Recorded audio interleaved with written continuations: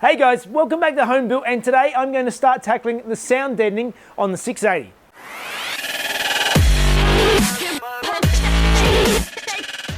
Okay, so today is sound deadening day, but before I start getting stuck into putting sound deadening on, I need to give this thing a bit of a tidy up.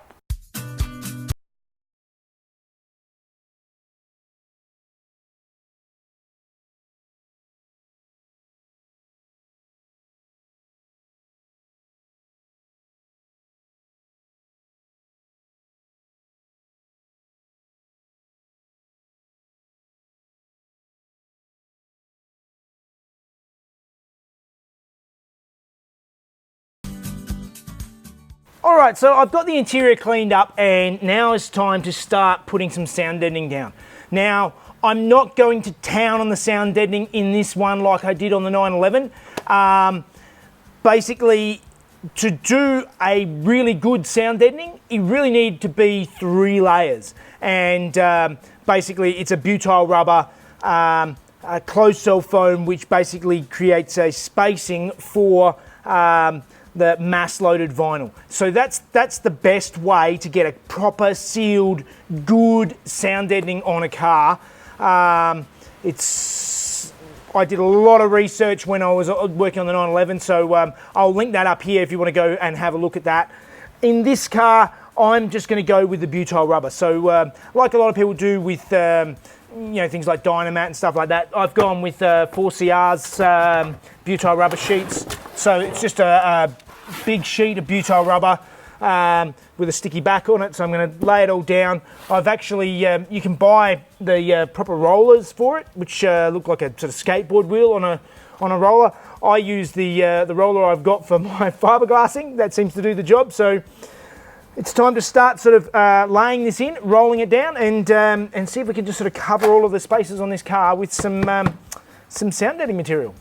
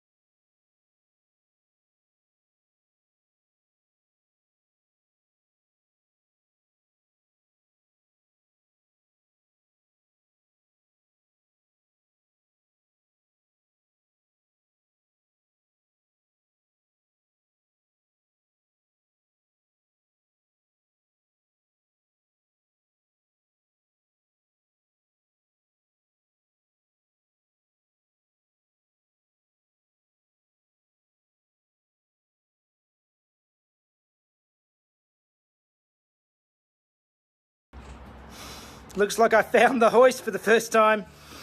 Maybe lifting it up is not a bad idea. Ah! Okay, well, I wish that was an unnecessary and less painful delay.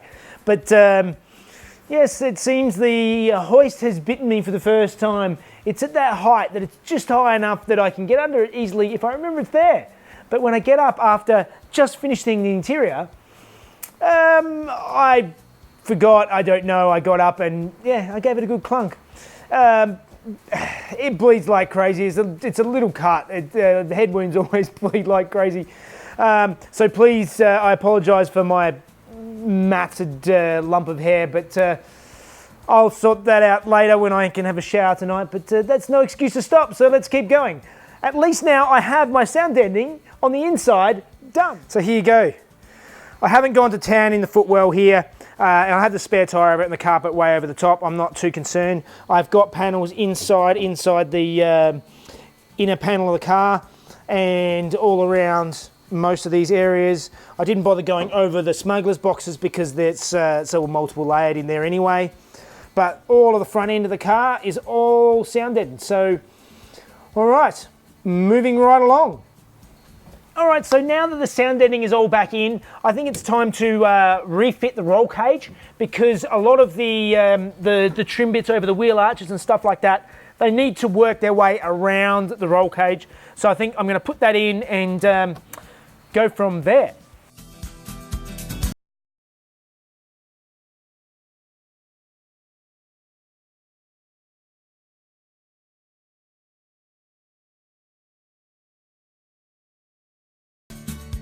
Man, I really love that roll cage. It really looks good.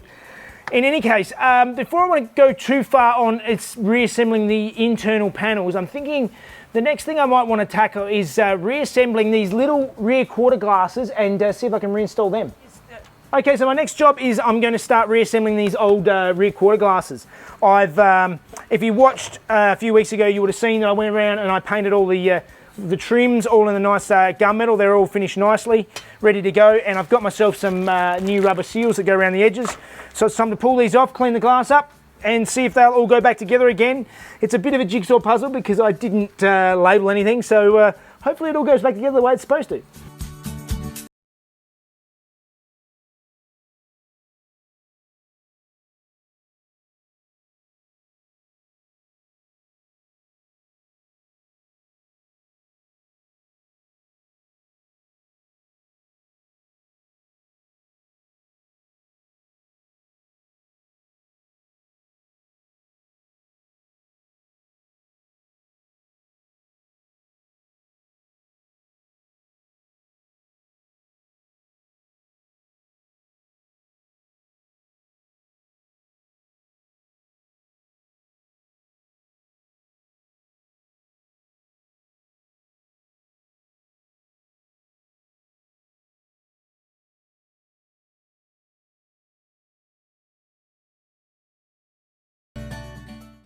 All right, so I managed to get the internal rubber back in and got the frames basically back together. But I did notice that one of the corners, this corner is screwed together to hold it in, but this corner had a little tack weld on both of the windows that sort of held it together.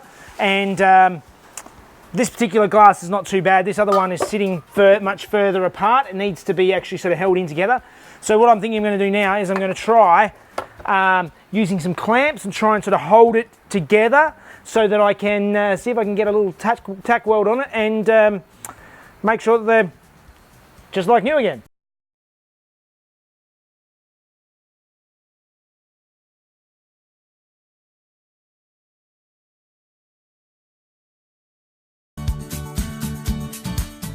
All right, got the windows all welded up. They look quite decent. There's just a little tack weld I've done on the bottom edge of this thing.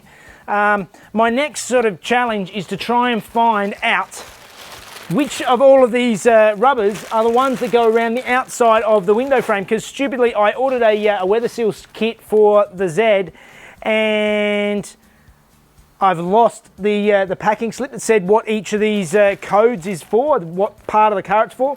So now I've just got a big pile of all these different types of rubber bits and no idea where they go, and I didn't pull them off, so I've got no idea. So it's a bit of an adventure.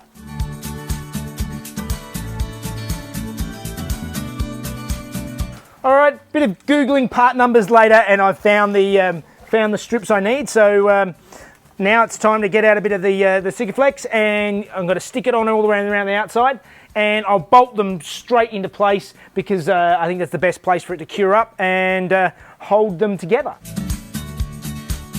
All right, change of plan. I was going to install these, but then I realised that I don't actually have the little screws. They're probably like an M4 or something like that, like a very small threaded, metric threaded nut/screw.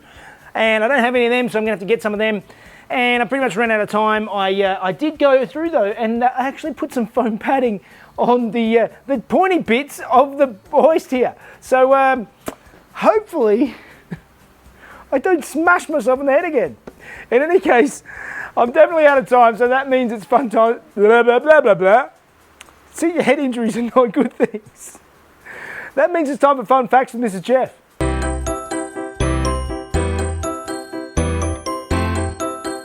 Hey guys, roll cages took some time to be introduced into race cars.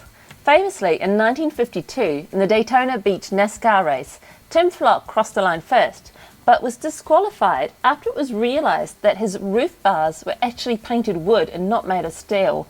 Interestingly, roll cages first became mandatory on tractors, and that was in 1959 and well before race cars. It has been estimated that up to 60% of agricultural deaths up to that time occurred from rollovers. In 1964, Brian Wilkinson designed the first roll bar after his friend John Alley had a nasty rollover incident. And they were called Alley bars, a trade name that still exists today. It wasn't until 1971 that the FIA decided to make roll cages mandatory. Okay, well, that was an interesting week. Quite a messy one, but... It's like a crime scene in here.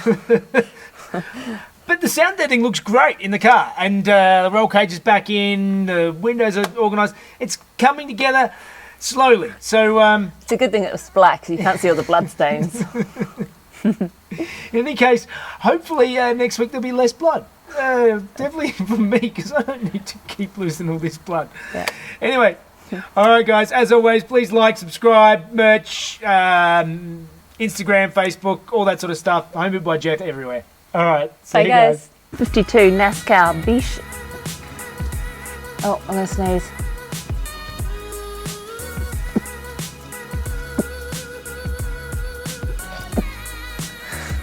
Oh, damn it, I couldn't think what they're called. Maybe you like to smash your head on that bit too. Just have it even. Yeah.